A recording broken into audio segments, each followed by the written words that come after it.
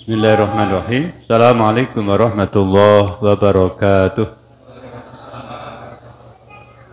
Bismillah, alhamdulillah, wassalatu wassalamu ala rasulillah wa ala alihi wa sahbihi wa mawalah. Asyhadu an la ilaha illallah wa asyhadu anna muhammadan abduhu wa rasuluh. Allahumma salli ala Muhammad wa ala alihi wa sahbihi ajma'in, amma ba'. Para rawuh, para lenggah, sedaya jamaah kaum muslimin muslimat ingkang tuhu kinurmatan, monggo kita bika sarengan pepanggihan pengaosan tadi menika kanthi waosan basmalah sareng-sareng. Bismillahirrahmanirrahim. Kullu dzibalin la yubda'u fihi bismillah fahuwa aqta. Setiap amalan ingkang sae ingkang boten dipun awiti kanthi bismillah, maka kata Nabi, amal itu terputus. Maksudnya terputus apa? Terputus dari keberkahan amal itu sendiri. Monggo mangke dipun biasake napa mawon sing kita tindake, sajak niku bener, sajak niku sae. Monggo selalu kita awali dengan membaca basmalah. Kok sering lali, ya, dereng biasa, dereng kulino. Napa-napa lek pun kulino mengko otomatis. Lah supados dados kulino biasa kudu dipeksa dibiasake. Kadang-kadang awake dahar nganti wis wareg maca bismillah lali. Untung lek dahar lek pas beleh maca bismillah lali, maka jadi bangke sing kita beleh niku. Nah, ini pentingipun kita ngaji ternyata dengan membaca basmalah amal kita menjadi berkah. Sing kita tayangaken niki wau niki jantung Bapak Ibu. Nggih. Jantung manungsa iki tanpa leren nganti entek umur. Oh, awake dhewe kedah bersyukur jantung minangka organ yang penting, jangan dikufuri dengan kita berbuat tidak sehat. Berbuat tidak sehat maksudnya apa? Jantung niku sirikane wontenipun flek lan penggumpalan kotoran yang dalam saluran jantung. Nah, kados mungkin terlalu kathah kolesterol, jadi menyumbat dinding jantung, pembuluh jantung, termasuk pemicunipun adalah apa Pak? Mbuh terus ke kono. Kandhane ya angel ra tulisane merokok menyebabkan gangguan jantung. Rasa maca. Iki jantung niki, Pak. Nah, Bapak Ibu, jantung menika menawi mboten sehat, maka akan menyebabkan apa itu? Istilahnya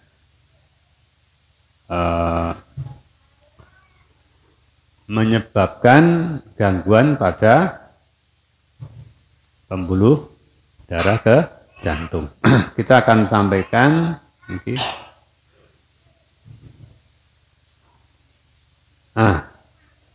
Satu hadis Rasulullah SAW yang sangat sederhana, lek dipun gagas jane sepele, tetapi manfaatnya besar. Mboten namung manfaat akhirat. Apa aktivitas itu? Adalah senyum, mesem, berpenampilan ngremenke, sejuk dipandang. Niku sesuatu yang luar biasa nilainya. Wonten ngasanipun Allah. Maka jangan dipandang sebelah mata, jangan diremehkan. Mboten kantenan kita menika senajan sugih, yo gampang mesem, gampang guyune, mboten mesti. Nah, salah satu fungsi senyum menika kita aturke tayang kesehatan ternyata banyak manfaat besar. Manfaat akhirat apa? Ternyata menjadi satu nilai amal sedekah. Mesem kalih tiyang sanes ndadekke wong liya sing nyawang kita menika dadi seneng, ayem, itu nilainya padha karo mewehi sesuatu, sedekah. Maka Rasulullah mengatakan, senyumnya adalah sedekahmu. Sehingga dalam Islam ini kok istilahnya sedekah itu tidak mesti harus pakai materi. Duit, bondo, panganan, boten. Senyum pun bisa sebagai sarana kita mendapatkan pahala sedekah. Nggih, salah satu fungsi jantung fungsi senyum menika kita aturaken nggih. Ternyata saged dados terapi kangge orang yang punya riwayat hipertensi. Nggih. Nah, bagaimana Dokter Agus mangke menjelaskan nggih? Aturaken tayanganipun. Real pengalaman saya ketika praktek dan real saya menggunakan terapi ini adalah pasien pertama saya. Saya pada waktu bilang ke Bapak itu begini. Tapi sebelum Bapak itu bilang ke saya, "Dok, ini udah nggak berhasil, Dok. Apakah saya harus kembali ke Kaptopri lagi?" Tapi sama aja dan percuma kalau saya harus kembali ke Kaptopri lagi. Saya bilang ke Bapak itu, "Pak, saya sebenarnya punya sebuah pengobatan. Pengobatan ini belum pernah saya gunakan, Pak. Jadi kalau Bapak mau, Pak, Bapak adalah pasien pertama saya yang mau saya coba dengan terapi ini, Pak. Daripada bawa pulang nggak bawa apa-apa. Kalau Bapak pun mau." Dia mikir, "Ya udah Dok, daripada saya pulang nggak bawa apa-apa, boleh deh, saya coba. Ini luar biasa ini, ya." Akhirnya saya bilang kepada Bapak itu, "Baik Pak, saya coba terapi ini. Kalau 2 minggu tidak ada perubahan, Bapak nggak usah ketemu saya lagi. Tetapi kalau Bapak ada perubahan setelah 2 minggu, tolong Pak ketemu saya lagi selama 2 minggu. Tapi kalau tidak ada perubahan Pak, Bapak nggak usah ketemu saya lagi, berarti saya gagal." Dia mikir berapa saat. "Baik Dok, apa terapinya?" Sederhana Pak pada waktu itu. Saya suruh apa Bapak itu? "Siap Dok, apa yang dokter lakukan?" Saya bilang ke Bapak itu, "Pak, tolong Bapak senyum sehari 20 kali Pak. Dan setiap kali senyum selama 20 detik. Gila nih kali dokter ya. Bukan dikasih obat malah dikali senyum gitu ya. Sudah Pak, jalankan saja. Kalau tidak sembuh nggak usah ketemu saya lagi. Tapi kalau sembuh tolong 2 minggu ketemu saya lagi." Ya mikir, "Baik Dok, tapi bagaimana kalau saya tidak bisa senyum?" "Ya udah Pak, ngelihat kaca senyum sendiri." Saya suruh begitu. Ini jujur saja, ini kasus pertama saya dan saya waktu itu nekat saja karena saya sudah hopeless, harus bagaimana lagi kan, daripada dia tidak mau kembali ke Kaptopri. Akhirnya di luar perkiraan saya Pak. Ternyata Bapak yang kepala Pas Pampres itu datang ke saya lagi pada waktu 2 minggu kemudian sambil senyum-senyum. Berarti kesimpulannya Pak, sembuh Pak. Kenapa kok bisa sembuh? Ini yang pertanyaan cukup mendasar. Kenapa kok senyum bisa sembuh? Sampai-sampai itu ajudannya bingung sama saya. "Dokter, itu Bapak diapain Dok? Biasanya kalau upacara marah-marah, sekarang senyum-senyum. Baca koran, senyum-senyum. Bengong sedikit, senyum-senyum." Saya bilang memang terapinya begitu, harus 20 kali sehari. Ternyata penelitian menunjukkan orang yang senyum sebanyak 20 kali sehari dengan durasi 20 detik setiap senyumnya, maka otak akan mengeluarkan sejenis zat yang namanya beta endorfin. Apa itu beta endorfin? Beta endogenous morfin atau morfin yang dihasilkan alami oleh tubuh. Maka itu kalau orang yang biasa makan morfin, biasanya tubuhnya tidak bisa memproduksi morfin lagi. Jadi kalau orang yang banyak senyum Pak, ternyata morfinnya semakin banyak. Dan ternyata fungsi beta endorfin itu adalah melebarkan pembuluh darah. Maka itu orang yang rajin senyum, itu adalah pembuluh darahnya lebar dan tercegah dari penyakit hipertensi. Nah, ini info kesehatan Bapak Ibu, barangkali ini sesuatu yang baru. Ternyata syariat Islam itu kok dan direnungaken nanti pun amalakan ternyata punya dampak yang luar biasa. Tiang ingkang terindikasi wontenipun darah tinggi, hipertensi nika saged sembuh tanpa obat. Obatnya mung mesem. Nah, kata dokter sekolah wau, terapi ingkang dipun terapaken setiap hari senyum 20 kali Dan setiap senyum minimal 20 detik. Nah. Nek rasa iso mesem piye? Ngoco. Ringas, meringis ngoten niku nggih. Nah, ternyata ketika orang itu senyum, tubuh mengeluarkan namanya zat beta endorfin. Salah satu fungsi ini pun membuka peluang pembuluh darah sehingga darah mengalir dengan lancar. Nah, niki ternyata Islam luar biasa. Dulu Rasulullah SAW mboten nyebutaken, kowe lek senyumnya selain itu menjadi sedekah, kamu akan sehat, tidak. Biar dipelajari orang-orang yang kemudian dengan kemajuan teknologi dan ilmu kedokteran, sedaya ternyata bisa menyebabkan penyakit bisa hilang. Nah, kados pundi senyum yang ideal, karena senyum itu kan macam-macam. Ya.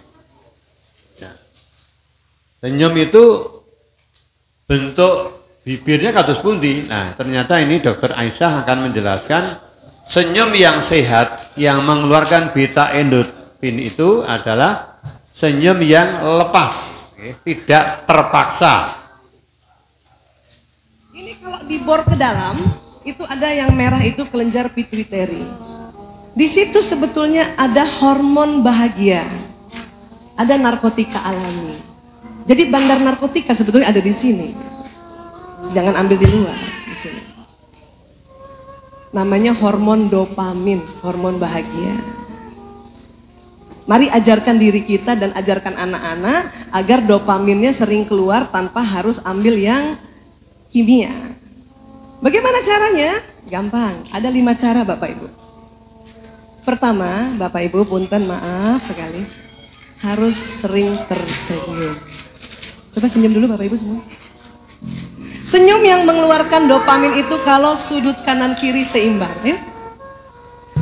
Karena ada orang kalau senyum mukanya miring begini kayak saya ini.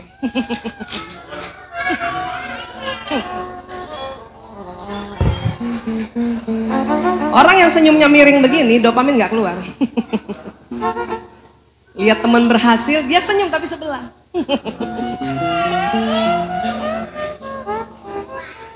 Kalau senyumnya miring, yang keluar ada hormon namanya noradrenalin, hormon cemas. Dia tidak di otak, dia di pinggang. Maka kalau orang cemas itu sakit pinggang. Kadang hormon noradrenalin kumpul di perut, makanya bolak-balik sakit perut ya. Itu kalau lagi cemas gitu.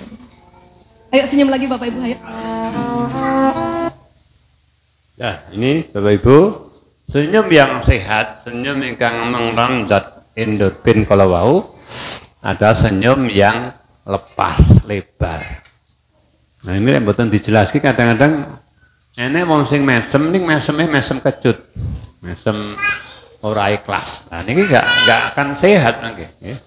Maka harus dilatih, awake kedah berlatih senyum yang ramah, senyum yang sehat, senyum yang ikhlas. Insya Allah jadi nilai ibadah sekaligus terapi sehat. Kita menjadi orang yang sehat dengan nah, ini info kesehatan Bapak Ibu. Kemudian saya tambah lagi keterangan Dr. Agus, ya. Di mana orang yang senyum itu ternyata juga akan memperlancar buang air besar. Kita lihat ini. Ketika dia senyum, maka dia mengaktifkan peristaltik usus. Ususnya menjadi lebih aktif sehingga akan memperlancar buang air besar. Maka itu kalau pengen lancar buang air besar, senyumlah di pagi hari.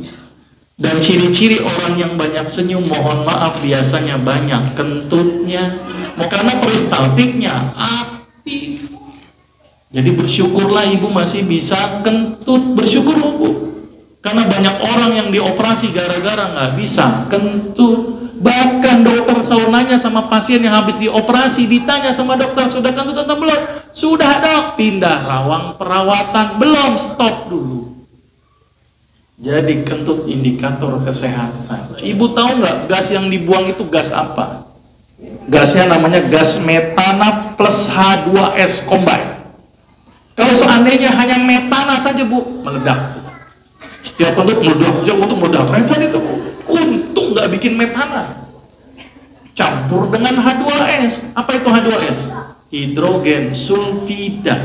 Sulfida itu apa? Sulfur. Sulfur itu apa? Belerang. Belerang dipakai untuk apa Ibu? Antiseptik kulit. Maka itu kenapa kalau kita lagi pilek nyium kentut plong. Kenapa Ibu? Karena yang dihirup adalah antiseptik. Dan itu juga indikator orang ini sehat apa enggak. Selama ini mohon maaf Bu, kadang-kadang kita tidak pernah melihat kondisi kesehatan kita. Ternyata kesehatan kita bisa dilihat dari aroma yang keluar. Kalau ternyata kentut itu baunya amis, masalah Bu. Apalagi bau busuk, masalah. Idealnya adalah harus seperti bau H2S. Apa itu? Hidrogen sulfida. Sulfur, agak belerang-belerang sedikit. Itu yang benar. Maka itu Bu, saya ingatkan ketika buang air besar Bu, itu tolong saya cari ilmunya di situ. Apa yang diperhatikan ketika buang air besar? 3 hal. Pertama tadi baunya. Maka itu ketika pas keluar hirup ke baunya. Nah, bagus apa enggak? Karena itu indikator kesehatan. Ya kan? Yang kedua, warna. Ini penting. Harus berwarna kuning pucat. Kalau berwarna hitam, jangan-jangan lambung kita ada perdarahan. Kalau berwarna putih kayak semen, jangan-jangan hati kita masalah. Hepatitis, sirosis, hati-hati. Kalau berwarna merah, jangan-jangan ambeien, hemoroid, atau kanker. Kalau berwarna hijau, pikirkan empedu. Sama satu lagi tadi tolong bentuknya. Bentuknya kalau bisa bentuknya harus silinder. Ya. Ini informasi. Ngapunten sambil dahar harus saya terangkan karena menyangkut tentang ini Pak, efek dari pengaruh senyum mesem. Ternyata senyum yang ikhlas, senyum yang lepas ini kok menyebabkan protastit wonten tubuh itu aktif. Indikasi ini pun apa? Buang air besar lancar. Cuma lek wong kakan guyu, kakan senyum itu biasanya sering buang air angin, buang angin. Nah, tadi kita katakan, ngapunten kentut itu yang sehat baunya belerang, lek kecing banget lagi basal. Dan ketika kita buang air besar, ternyata indikasinya ada 3. Kalau orang itu sehat, ya, baunya belerang, bentuknya harus silinder. Silinder dan warnanya harus kuning pucat. Nah, enggak dipesani dhewe nggih. Pas teng wingking niku. Baik. Pengajian di sini kok masalah kentut, betul apa-apa. Baik. Kita sampaikan kita sampaikan materi. Baik, kita sampaikan satu materi ringan kangge kula panjenengan nggih. Dalam kita beramal ternyata ada macam-macam amalan itu ketika kita mengerjakan maka nilainya besar di hadapan Allah. Meskipun secara umum amal soleh, amal kebaikan itu pahalanya besar. Tapi ada yang lebih besar lagi ketika amalan itu termasuk dalam beberapa yang disebutkan oleh Rasulullah Sallallahu Alaihi Wasallam. Kita sampaikan bentar. Amalan ringan penghantar ke surga. Jalan menuju surga memang dipenuhi onak dan duri. Akan tetapi, sesungguhnya ada banyak amalan-amalan yang mudah untuk dilakukan. Namun Allah membalasnya dengan ganjaran yang sangat besar sebagai bentuk kasih sayang Allah kepada hamba-hambanya. Berikut ini adalah beberapa amalan yang insya Allah ringan untuk diamalkan, namun bisa menghantarkan pelakunya ke surga. Pertama, menuntut ilmu syar'i. Nabi SAW bersabda, yang artinya, barang siapa menempuh suatu jalan untuk mencari ilmu, maka Allah akan mudahkan baginya jalan menuju surga. Nah, yang pertama, amalan-amalan yang memudahkan orang masuk surga menika sebagai bentuk wujud kasih sayang Allah podo-podo ngamal, podo-podo tumindak, ning Allah menghargai dengan harga yang tinggi. Satu di antaranipun nggih menika mempelajari ilmu syar'i. Nggih kados pengajian ngeten iki. Belajar agama. Nggih. Senajan to belajar ilmu yang lain juga boleh. Tapi ketika orang itu belajar ilmu agama, maka Allah akan mudahkan dia menuju surga.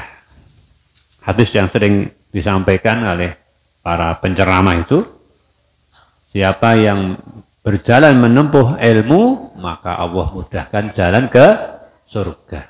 Sahhalallahu lahu thariqan ilal jannah. Ya sematu ternyata tawaran Rasulullah itu tidak banyak yang menyambut. Ya, kita amati, kita apa istilahnya simpulakan ternyata sing do pengajian ngeten iki ya wis ben ya pengajian, bar bakdo ya pengajian. Sing wong anyar-anyar ketoke dereng ngenten. Nah, ini perlu dicatat kira-kira enek tambahan enggak ketika Ramadan kita istilahnya bina dengan berbagai macam tausiah ya. Kultum subuh, kultum isya, bahkan ada pengajian buka bersama. Nah, kalau nanti menghasilkan orang-orang yang aktif untuk ibadah, nah itu berhasil. Maka orang yang ketika belajar ilmu syar'i, harapannya apa? Hidupnya akan lebih benar, lebih baik.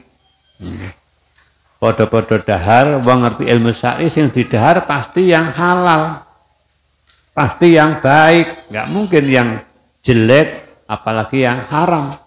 Itulah muslim. Nah. Podo-podo ngucap wong sing tahu ilmu syar'i, ucapannya selalu baik. Ya, selalu sejuk didengarkan, selalu membuat suasana menjadi damai. Itulah ucapan yang baik. Nah, karena apa? Buah belajar ilmu.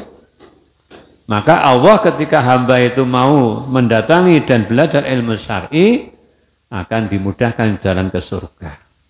Bahkan tempat di mana ilmu syar'i itu disampaikan menjadi sebuah tempat yang istimewa, disebutkan oleh Rasulullah Raudatul Jannah, taman surga. Ya dia mau tenggahan tendek ke pengajian, karo kakak-kakak sipik, ale ngunjuk. Ini digambarkan tempat yang indah, yaitu taman surga. Maka di dunia ini hanya ada dua taman surga. Satu tempat pengajian kados ngaten iki di mana ilmu disampaikan. Yang kedua di Madinah, di Raudhah. Di Raudhah. Monggo sing kagungan sangu wis aja iman-iman, wis awak wis tuwa iki lek ora ngoyak ibadah di tempat tanah suci itu mau cari dari arah yang mana. Monggo. Nah, ternyata belajar ilmu syar'i menjadi salah satu jalan menuju surga. Kedua, membaca ayat kursi setiap selesai sholat fardu. Karena Rasulullah SAW bersabda yang artinya, barang siapa membaca ayat kursi setiap selesai sholat, maka tidak ada yang dapat menghalanginya untuk masuk surga kecuali. Nah ini Bapak Ibu, ini sudah kita banyak amalkan ya. Dar sholat niku zikir napa istighfar astagfirullah minimal ping 3. Terus baca tasbih, tahmid, tahlil, surat Al-Ikhlas 1 kali, Al-Falaq 1 kali, An-Nas 1 kali, kemudian ayat kursi. Ini jangan sampai mboten kita tindakke. Salat fardu khususnya nika setiap selesai hendaknya membaca ayat kursi. Ini hadisnya sahih riwayat An-Nasa'i. Kita sampun hafal. Cukup ditingkatakan melih dengan memahami makna kandungan ayat kursi. Itu ayat-ayat tauhid itu mengajarkan kita tentang tauhid. Ya. La ta'khuduhu sinatu wala naum. Ya. Allah itu tidak ngantuk, tidak tidur. Kese apa sing awake ditindakake pirsa kabeh. Senajan to ada malaikat pencatat, ini sebagai pencatat alat bukti nanti di akhirat sebagai bentuk kelengkapan Allah mengadili manusia. Alat buktinya adalah catatan malaikat. Meskipun ngaten Allah itu lebih persamawon, tahu. Nah, tidak tidur, tidak ngantuk kok awake dhewe niku pengajian orang nganti sak jam kadang-kadang lek ora disuruh karo medan yo ngantuk. Iki alhamdulillah nek dewe unjukan ngeten iki ben aja do ngantuk ngoten nggih. Kalau manusia ngantuk, lapar, lelah, letih itu manusia. La ta'khudhu sinatun wa lahu ma fis samawati. Ya, semua adalah milik Allah. Nah, yang awake kehilangan itu berarti itu diambil oleh Allah. Ya. Jangankan harta, nyawa pun bisa Allah ambil itu dari kita sendiri, entah itu keluarga, entah orang tua dan sebagainya. Makanya ketika kita belajar ilmu syar'i, paham ya ternyata kandungan ayat kursi ini betul-betul luar biasa. Maka disuruh untuk membaca setiap selesai sholat. Agar apa? Agar memahami isinya. Agar kuat imanipun. Wasi'a kursiyuhus samawati wal ard. Luas ilmunya Allah itu luas banget. Apa yang kita pelajari dari ilmunya Allah itu hanya seperti jari tangan yang kita celupkan di lautan yang luas, samudra yang luas, diangkat. Yang nempel itu ilmunya apa itu? Ilmunya Allah seluas samudra yang sangat luas. Ya. Makanya orang Islam itu diimbau terus belajar sampai mati. Orang istilah mandek, pensiun, ngaji itu mboten enten. Nek selesai sekolah formal atus SMP, SMA, perguruan tinggi enten. Tapi kalau belajar ilmu khususnya ilmu syar'i sepanjang hayat sampai mati. Nah, termasuk kalau mau salah satu hikmah ilmu syar'i tahu manfaatnya apa? Ayat yang kita baca setiap selesai sholat itu ayat kursi. Balik kematian, artinya jika ajal menjemputnya, dia dipastikan akan masuk surga. Ketiga, menyingkirkan gangguan di jalan. Baginda Rasulullah SAW pernah bersabda yang artinya, sungguh aku telah melihat seorang laki-laki mondar-mandir di dalam surga hanya karena dia menyingkirkan gangguan sebatang pohon di tengah jalan. Nah, menyingkirkan gangguan di tengah jalan sehingga ganggu wong mlaku, nggih. Baik batu, kayu, beling, nggih, yang bisa mencelakai orang kita singkirkan, itu satu amalan yang besar, nggih. Supaya apa? Supaya seorang berjalan itu lancar, nikmat, betul terganggu. Cuma ini di kampung-kampung karena memang punya kepentingan yang beda-beda. Sing liwat bendo ora ngebut kayak polisi tidur. Sing dhuwur wis kapok ora. Arep nekat ngebut arepmu. Nek kali ini jadi mboten pas nih. Apapun alasan jenengan, ya lek ra ngono ya do ngebut. Alasannya enggak masuk pada hadis ini tadi. Batu, kayu yang menghalangi jalan itu suruh nyingkirke ben lancar, sing mlaku ben nyaman. Mulai kayak jendulan rangkap telur duk duk duk duk duk. Ya Allah, iki kira tau ngaji ngoten mawon. Pernah lewat di Jombor Baru itu. Jadi tengah sawah sing arep ngebut sapa? Jendulane telu tuh ngoten lho. Duk duk duk duk anggere liwat obat ta. Nah, ini ora tau ngaji ngeten iki ora ngerti. Ternyata menjadikan jalan nyaman untuk dilewati ini menjadi bagian dari ibadah yang besar. Lah bagi pripun nek ngebut? Ya dileke tulisin apa ngoten. Insyaallah enggak lah. Ini ujung-ujung wis do suudan sik kok ora anu ngebut kabeh. Dalane apik, dalan dilancar di hotmit malah kei jendulan. Oh niki nggih bahan nggih. Nek dadi RT lek saged memperjuangkan dalane ben alus penak. Karena mengamalkan hadis Nabi sebagai amal ibadah yang nilainya besar.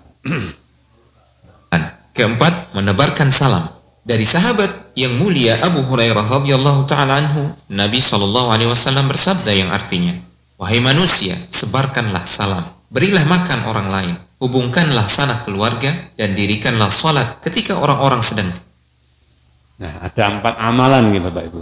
Ini yang paling banyak belum diamalkan itu yang pertama. Nyebar ke salam ini di kalangan kita itu masih berat, masih belum membudaya. Kalah oleh artis sinetron di tayangan itu kalau masuk rumah, assalamualaikum, ada artis pakai baju yang ketat dan seterusnya. Kita yang orang Muslim setiap hari ke masjid, setiap saat pengajian, belum mengamalkan ini. Karena Rasulullah SAW dalam hadis Abu Hurairah itu ada 4 amalan. Siapa yang bisa mengamalkan dengan baik, maka dia akan masuk surga. Masuk surga. Sehingga Nabi itu pasti tanpa diragukan. Apa itu? Menebarkan salam, menyambung silaturahim, bersedekah, dan sholat malam. 4 ini kalau dikerjakan itu luar biasa. Ya, sholat malam insya Allah sampun silaturahim ya kalau ben kita jalin itu, kemudian sedekah kalau kita punya. Tapi salam ini disebut di awal ini karena apa? Memang itulah ucapan ahli surga. Salamun qaulun mir rabbir rahim wamtazu yauma ayyuhal mujrimun di surah Yasin. Jadi orang penduduk surga nanti ketika di surga mereka berpapasan satu dengan yang lain selalu mengucapkan salam. Maka kita belajar, berlatih, biasa ke ucapan salam. Mudah-mudahan ini sebagai hujah kita di hadapan Allah untuk bisa masuk surga dan mengucapkan salam yang biasa kita ucapkan setiap saat kita bertemu dengan saudara kita. Jadi kadang-kadang kita salam itu kalau orang pas nyekel mic pidato itu ya angel salam. Ya, biasakan gitu Bapak Ibu. Kalau perlu dalemin jenengan dibuat tulisan, masuk rumah kami mohon mengucapkan salam gitu loh. Itu dakwah loh gitu. Ucapkan salam sebelum masuk rumah. Anak-anak yang sekolah juga dibiasakan. Kalau berangkat sekolah kok meneng bae ya. Piye? Assalamualaikum, waalaikumsalam. Salaman langsung berangkat sekolah. Ini harus anak-anak dibiasakan sejak awal. Dan kita orang tua di rumah harus diupayakan bisa menebarkan salam. Kenapa? Amalan yang ringan karena isinya doa Bapak Ibu. Doa minta diberi selamat, diberi rahmat Allah dan sekaligus barokah. 3 permohonan sing penting bagi manusia hidup ini. Bondone akeh nek ora slamet dihantui kekhawatiran apa ya iso tenang. Duitnya akeh, bondone akeh. Jabate dhuwur ning uripe ora barokah. Ora tenang, kisruh, pun pekoso. Nah, maka dengan ucapan salam ini sekaligus kita mohon kepada Allah dengan doa 3 hal yang sangat penting. Selamat, rahmat Allah, dan barokah Allah. Tidur, niscaya engkau akan masuk surga dengan damai. Kelima, menjenguk orang sakit. Ali radhiyallahu ta'ala anhu pernah berkata, aku pernah mendengar Rasulullah SAW bersabda yang artinya, tidaklah seorang muslim menjenguk muslim yang lain di pagi hari, melainkan 70.000 malaikat bersalawat atasnya, memintakan ampun untuknya, hingga ia berada di sore hari. Dan jika ia menjenguknya di sore hari, maka 70.000 malaikat bersalawat atasnya, memintakan ampun untuknya, hingga ia berada di pagi. Nah, ini ternyata tilik wong loro niku harganya mahal. Satu, jadi obat yang ditiliki. Dan tilik wong loro niku wis dadi obat. Kangge sing loro seneng. Meskipun ora usah nganggo gawan gelem tilik apa meneh ndongake luar biasa. Itu obat yang luar biasa. Kangge kita sing tilik itu ternyata Allah berikan 70.000 malaikat berdoa memintakan ampun ketika kita tilik di waktu pagi. Malaikat berdoa 70.000 berdoa sampai sore hari. Nek tilik sore ndongake nyuwun ngapura Gusti Allah 70.000 malaikat ndongake awake dhewe nyuwun ngapura awake dhewe sampai tekan esuk. Nah, maka tilik wong lara niku ora usah dadak beda-bedake. Lek wong sing sugih saate kabeh mangkat. Nek cira duwe jamane tilik nekoke ra tau. Lara apa to kae? Sembuh karepe kono. Nah, iki jahate manungsa niku lho. Dan tidak perlu terbebani dengan oleh gara-gara orang gawa oleh tilik ra sida. Nah, tilik niku bisa di rumah sakit, bisa di rumah.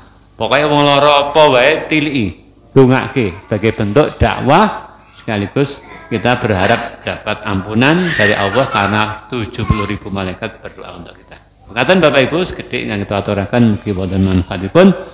Subhanallah, asyhadu an la ilaha illa anta astaghfiruka wa atubu ilaik. Assalamualaikum warahmatullahi wabarakatuh.